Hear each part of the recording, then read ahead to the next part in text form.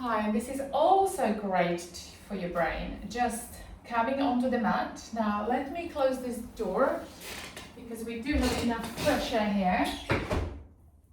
I love fresh air every time I come into the room, whether it's in here in the yoga room or where I sleep or where we socialize, whether it's in the kitchen or living room. I think I keep opening the doors everywhere and then windows for whatever reason. I feel like I always need a bit of fresh air. But my previous video was about walking in the nature, really inhaling that fresh oxygen from the trees, really noticing the air as it comes into the lungs, you moving, so there is a great movement and then blood flow moving into the heart, into the brain. And I don't want to say which one I prefer most, if it's indoors or outdoors. I went when it was rain. I kind of forced myself today because otherwise I think it's really easy to stay in. And I wanted to show you that where I am, perhaps it's more safer, more comfortable because it's at home, it's warmer. We know the place, if you're creating a sort of place where it's like your refuge, which that's what it is for me here, it does feel that you can always come back to this place. So what I wanted to show you, this is fantastic for the brain, and I always think it's better be preventative. So there is a lot of information that we know out there is, and whether for you that you are already have a lot of stuff, lots of exercises that you do, and you're very active, you don't need another activity. Now, another activity can actually increase into the cortisol level, and also it will stress you out, stress the body out. So what do we need? We need a little bit of balance. If you are constantly and on a regular basis, you have these practices, or you're lying down for 20 minutes in a day, then you need more movement. Or if you're just sitting all day. So I know lots of sitting people that don't really want to lie down straight away. They need a little bit of movement, and that's absolutely understandable. This is something that if your nervous system needed. So this is to learn how to listen to your body. And I cannot say this enough, how much this is important for stimulate your vagus nerves, increase on the vagal tone. Then this will activate your parasympathetic response, which is your rest and digest system.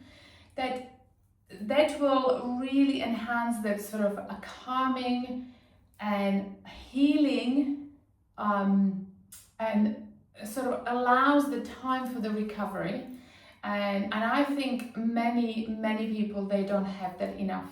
Okay, so you don't have to. If you have two bolsters, great. If you don't have a bolsters, you can have pillows that you sleep with, one under the knees and one more towards, not ankles drop, but more towards the ankles. And now I've got 3 blankets.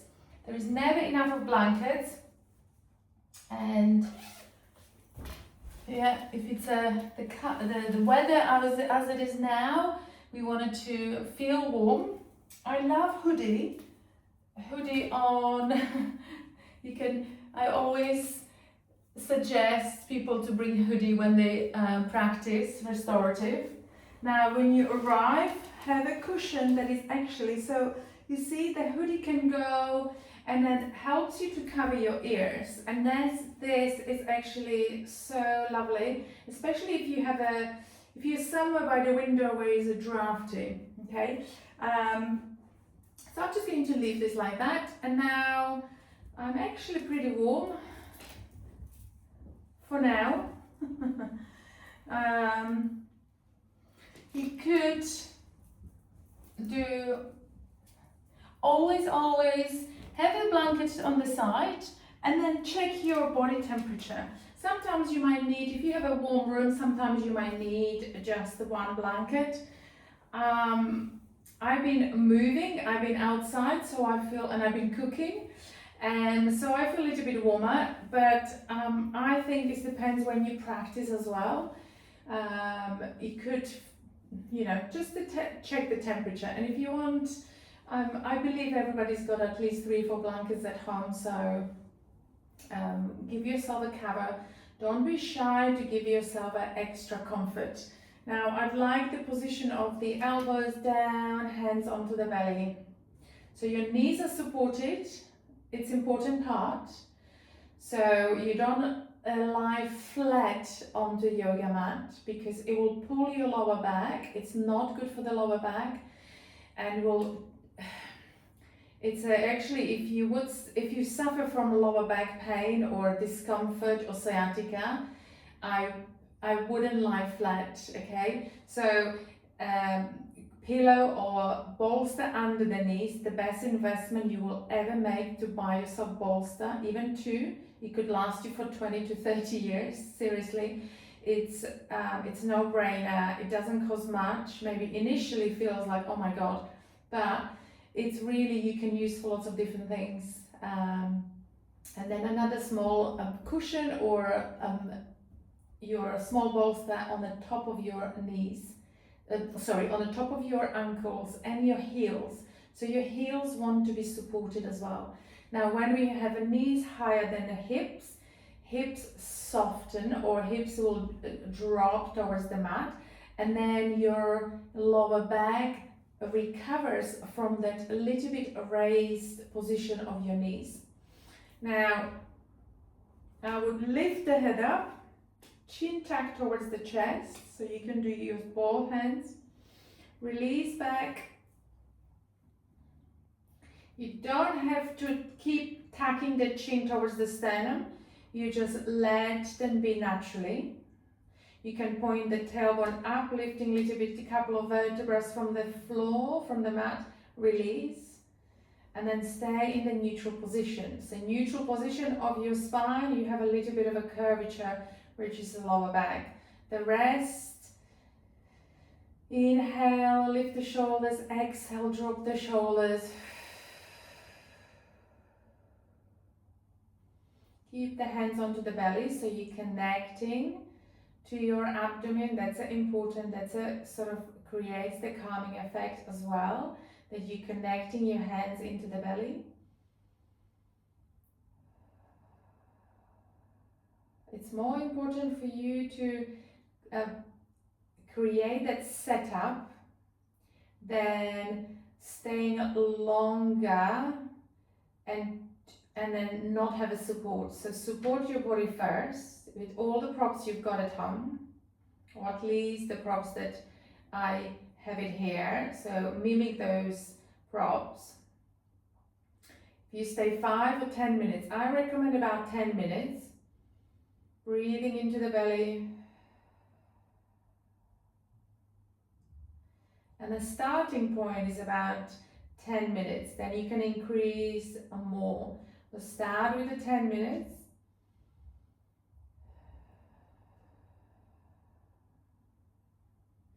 You can even from the beginning take the exhalation a little bit longer. Pausing a little bit and the exhalation at the end. So you're dropping that navel in towards the spine.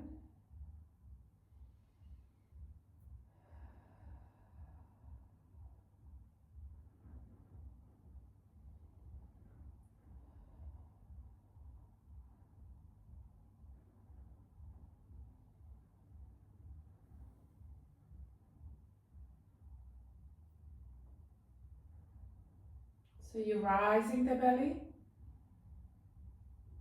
and you let the belly drop on your exhale. You're rising belly on a 3 seconds of 4.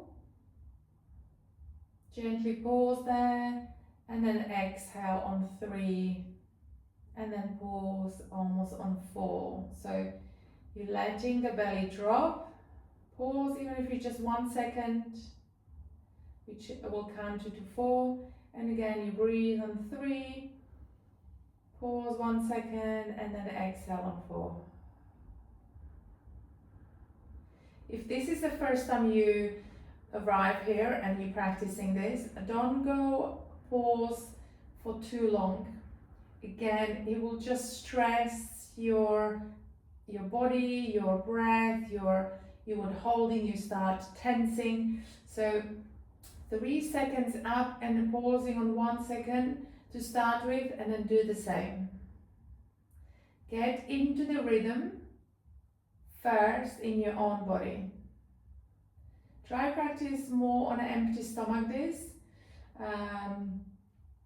especially if you're really focusing on the breath, because if you have a full stomach, you're not really will use the diaphragm. So you want to use the belly properly, or it's almost impossible to breathe into the belly and rise the belly, and it will feel really uncomfortable right on the top where is your diaphragm. So you want it to actually feel that little bit of, it drops that abdomen where is your diaphragm, so it gives you a little bit of that sort of gentle emptiness here. And then breathe in and breathe out. So I want you to practice this, so whether it's in the 5 minutes, and that's how we're coming out from when we're lying down for a little bit longer, not get up really quickly and really fast, but we are turning to the side, bending knees, feet resting onto the bolsters, and now you come up. Okay, so this is focusing on your down-regulating nervous system. This is focusing to really brings your creating a little bit of the calmness within your body. This is great at any time of the day, whenever you need to. So do replay this. This is like, it's been, I know I've been talking in beforehand, but this is maybe like 10 minutes practice. This is a great start where you constantly on go, when you feel like you're not coping with, that you haven't got a time to rest, that it feels like the life is really overwhelmed. So start, even if you, I know I said start in 10 minutes, if you have just the 5 minutes, have a 5 minutes, and then you can increase. Perhaps would be good also when everyone went to bed at the end of the day, and you have a 10 minutes before you go to the bed. So it gives you good start, calm you down before you arrive in bed. So this is a great one as well. The restorative for me, when I teach and when I practice myself, it's a fantastic way to get for a good night's sleep. And again, I cannot say enough how good is this for our brain, for not just to really focus on the prana, on your breath, on the air, in our vital force, but calming the nervous system is the sort of first step to look after your nervous system, because we know that when we are stressed, it could become chronic stress, and from chronic stress, lots of other problems, health problems, diseases start, and affects our gut. When we are stressed, the gut cannot work properly, or digestion is working properly, and it just goes from one thing to another.